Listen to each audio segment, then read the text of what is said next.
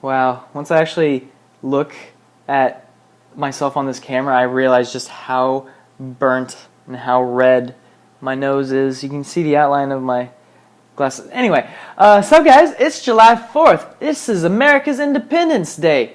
Kind of, not really. I think it was like July 2nd, but it doesn't matter. Hi, I celebrated the day by working on the video. And then I guess we did go out back to the garden over at Corridor's place and cooked up some hot dogs and burgers, and then we went to Jimmy's place to watch some fireworks. But yeah, regardless of that, yeah, got more work done. I celebrated by wearing my Vietnamese t-shirt. Gotta do that, obviously. You may notice I've got this thing here. What is this? What? This is a lav mic. I think it stands for like lavalier. Not particularly certain. Lav, L-A-V. It's just a lav mic I've been wanting to get a while. It just plugs directly into my iPhone, and you can get the Rode Video Mic app that will allow you just to record sound directly to your phone.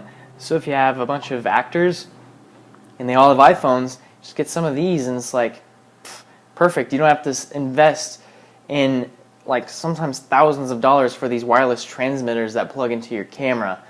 And so even though you have the downside of having to sync your audio, but you know, these aren't very much.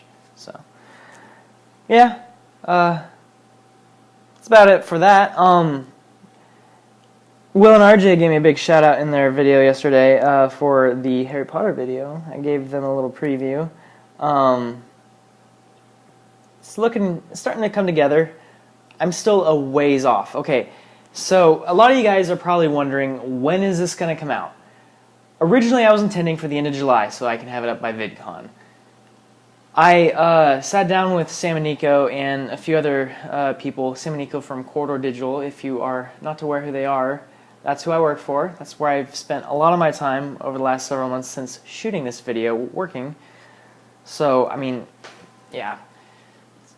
My point is, Sam and Nico sat down with me and like looked through the video, and they liked it. They thought it was pretty sweet. They also said it's going to take me 6 months to do.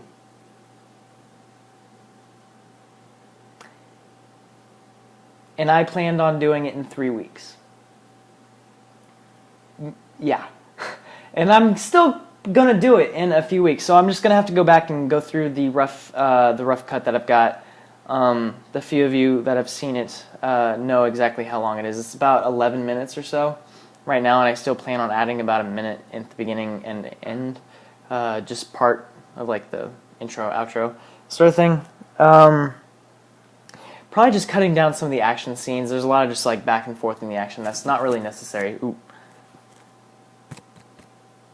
Don't want to blast your ears out. That probably just did exactly that. My bad.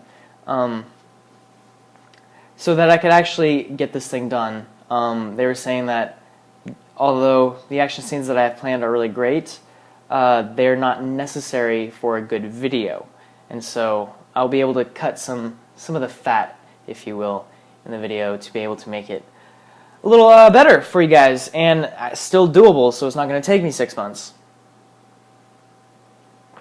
Nico was obviously exaggerating when he said 6 months, but his point remains in that this is a big undertaking, period, especially given the fact that I don't really know how to do a lot of the stuff that I want to do. I say that because I don't really know how to use the programs that I intend to use, so I'm still in the learning process on a lot of this stuff. For instance, I had a big epiphany yesterday when figuring out all these effects. When talking with Nico, him and I sat down and we went through for several hours through some VFX training, and I realized that in the movies, when like the people apparate, there's a smoke trail, and that's specifically what I have in mind for this video. Like, I've shot stuff for that in mind. But in VFX, it's hard to get a particularly detailed smoke trail leaving away. And how they did it in the movies was they actually this is a secret that I didn't realize until I was until Nico's like, oh, it's probably this. And I was like, oh, you're right. Cloth simulations. And not just like cloth simulations, but they would do a cloth simulation. So like say you would drop a blanket over a sphere or something in 3D space, have it spin and fly away, and so you get like that spinningness of the cloth. Now that isn't in the final video. What they do is they use that 3D mesh of the cloth and use that as like an object emitter in VFX. I think they actually used a different program. I'm pretty sure they used Houdini for the smoke, and can't think of the compositing program right now. It starts with an N. I can't think of it. I'll think of it later. I'll probably blur it out when I randomly think of it.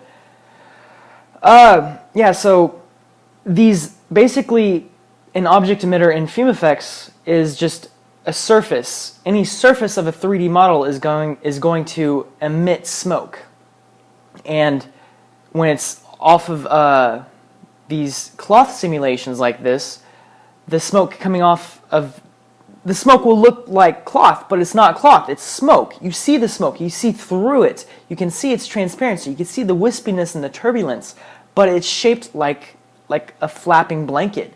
And that's the kind of definition I had in mind going into all this, with no idea how to actually do it, but now I do. I have to figure out how to do cloth simulations now. And another thing is that in that beam I showed Will and RJ that he showed you guys, in the movies, I've gone through frame by frame on a lot of those big action sequences, and frame by frame, it's like it's very doable stuff that I can do. I realized it's just, you know, how much can I do, and a lot of the production value you get in those movies were the kind of stuff that I unfortunately was unable to get. Things like practical effects. You know, having in the fifth Harry Potter movie, Order of the Phoenix, at the end when Dumbledore is fighting Voldemort, like if you go back and watch, like the walls are breaking out, tiles are falling down, debris is flying everywhere. That's all real. That's all in camera. And another thing is they actually have incredible lights flashing on and off for when they would shoot a spell. Basically, they would time it up for as soon as they shoot the spell, acting it out on camera, they would flip on the light and flip it off again. So there's a quick flash of light on them, and it looks really, really convincing. It's kind of doable in After Effects. However, now you're entering territory that's just ridiculously time-consuming, because now you're going through frame by frame and literally photoshopping light onto all the curves and angles and surfaces of your person and environment, and that's just not worth it. At 24 frames per second for a sequence that, you know, could be several seconds long. Obviously, a spell is just going to be like, you know, 1 to 3 frames in length, so like just 1/8 of a second. I will go in and add some light, but it's not going to be very detailed because it's not worth that kind of time and effort. But what was I talking about? The beam. So basically at the beam, there's a lot of like dripping energy that's very fluid-like. It almost looks like lava just kind of like dripping out of this beam, and it's really cool looking. That's apparently really easy to do, and I didn't realize that until recently. Like over the last few weeks, I didn't realize just, you know, the program called RealFlow is a very straightforward program. Unfortunately, my computer is right next to all these guys who know exactly how to use it, and they have this program, right? And so I get to use it. So I'm going to be able to use just emitting these fluid-like things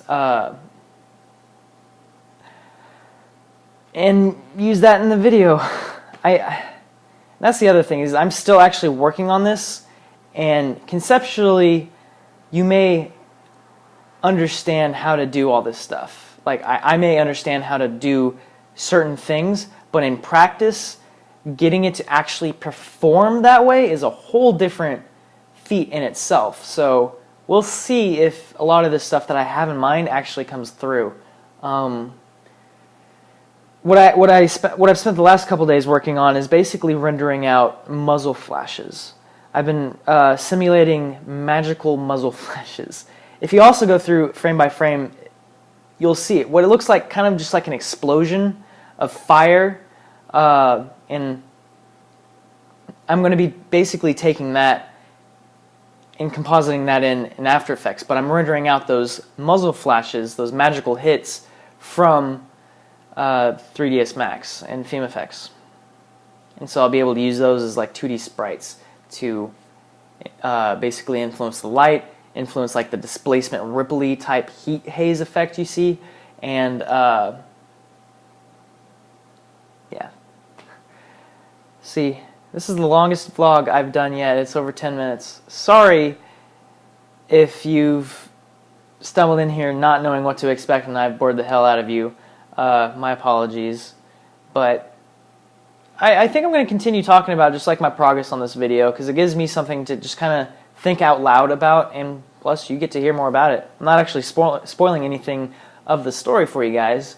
That was another criticism slash compliment from Sam and Nico, is that they said it was overly plotty, meaning it was not necessarily hard to follow, but there's a lot of stuff happening as far as plot, and it's just, I mean, we fit 18 pages of script into an 11 to 12 minute video, and that's pretty intense, especially considering we shot it in 2 days. I don't know how we did that. It's so funny because there's this final scene on the side of this like beach cliff that we shot at the end of the day. It was on my 6th battery, and my 6th / last battery with about 3 to 4% battery life left, and we still had an entire scene to shoot. Not just a couple shots, a scene. And so it was all done in one take. I shot Will's stuff in one take, turned around and I got Tanner's stuff in one take. He plays the main protagonist in my video, and then got other takes. For those of you who have seen the rough cut, you know what I'm talking about. I can't really spoil that. And the sun was already set. Like, there is no sun in the background, but because I was shooting on raw footage, I was able to overcrank the settings in post, which you can't do on any normal point-and-shoot camera or even DSLR. But because I was shooting at RAW, I was able to boost the ISO and just basically make it brighter. So in the background behind Will, it looks like, you know, the sun's setting, whereas in reality, the sun already set. The sun is below the horizon, and I was able to make it brighter. So that was pretty cool. So 13-minute video. I should probably go to bed.